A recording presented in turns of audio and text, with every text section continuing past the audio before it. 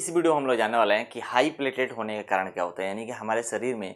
Platelet ज़्यादा बढ़ने के रीजन क्या क्या हो सकते हैं, किस कंडीशन में हमारे शरीर में जो प्लेटलेट्स होता है वो हाई हो जाता है। तो सबसे पहले मैं आपको बता दूं, जो हमारा प्लेटलेट्स होता है वो बोन मैरो के अंदर बनता है, लेकिन किसी कारणवश अगर बोन मैरो ठीक से काम ना कर रहा हो या वहाँ पे कुछ ऐसे अबनॉर्मल सेल्स हैं जो कि प्लेटलेट्स का फॉर्मेशन अगर ज़्यादा करने लगते हैं, जिसकी वजह से हमारे ब्लड में जो प्लेटलेट्स होता है वो उसकी संख्या बढ़ जाती है, जिसको हम थ्रोम्बोसाइटोसिस बोलते हैं, जो कि पिछले वीडियो में आपको बता चुका हूं कि थ्रोम्बोसाइटोसिस प्राइमरी और सेकेंडरी दो बेसिस पे थ्रोम्बोसाइटोसिस होते हैं। लेकिन उसके कारण क्या होते हैं, क्या क्या और रीजन हो सकते हैं जिसकी वजह से जो प्लेटलेट्स होता है वो हमारे शरीर में ज़्यादा हो जाता है, जिससे कि हमें बहुत सारे दिक्कतों का सामना करना पड़ सकता है। तो इस वीडियो के अंदर हम लोग जानेंगे हाई प्लेटलेट्स होने के रीजन क्या होते हैं। जिसमें पहला ये होता है दोस्तों, अगर किसी व्यक्ति है जिसको अगर ट्यूमर हो चुका है, तो ट्यूमर की कंडीशन में क्या होता है कि जो प्लेटलेट्स होता है वो ज़्यादा बनने लगते हैं और उसकी वजह से हमारे शरीर में प्लेटलेट्स की संख्या ज़्यादा हो जाती है। किसी व्यक्ति को अगर इन्फेक्शन हुआ है तो इन्फेक्शन के कंडीशन में भी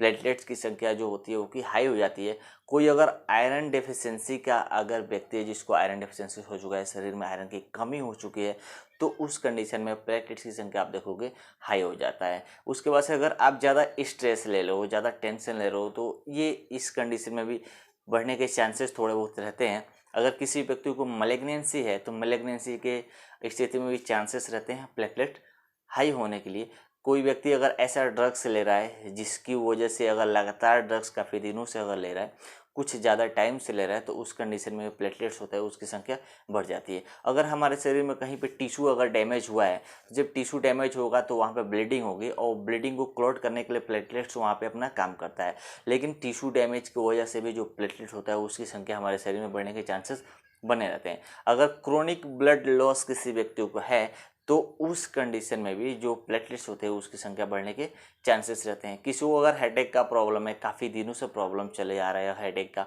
तो वहाँ पे भी आप देखो जो प्लेटलेट्स होता है उसकी संख्या बढ़ जाती है। कोई व्यक्ति अगर वीकनेस का शिकार है, कमजोरी है, उसको खून की कमी है, तो उस कंडीशन में भी आप देखो जो प्लेटलेट संख्या है वो बढ़ने के चांसेस बने रहते हैं। चेस्ट पेन की स्थिति में भी प्लेटलेट संख्या बढ़ जाती है, क्योंकि जो प्लेटलेट्स होता है दोस्तों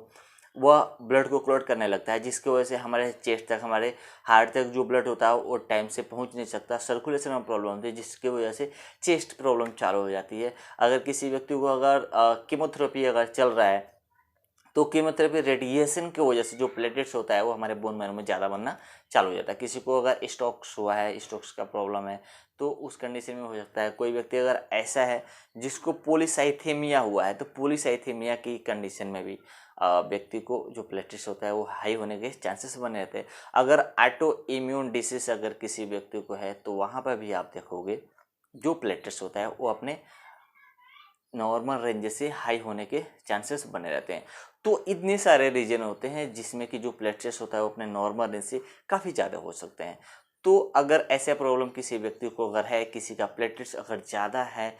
बार बार जांच कराने के बाद भी आप देख रहे हो प्लेटलेट्स की संख्या आपकी बढ़ती जा रही है, तो आपको जाकर अपने फिजिशियन से दिखाना चाहिए, ट्रीटमेंट कराना चाहिए। नहीं तो एक टाइम ऐसा आता है कि हाई प्लेटलेट्स की वजह से आपको कैंसर का भी शिकार होना पड़ सकता है। तो उम्मीद करता हूँ इस वीडियो से कुछ नॉलेज अगर आपको मिला हो तो नीचे कमेंट करके जरूर बताना कि वीडियो आपको कैसी लगी।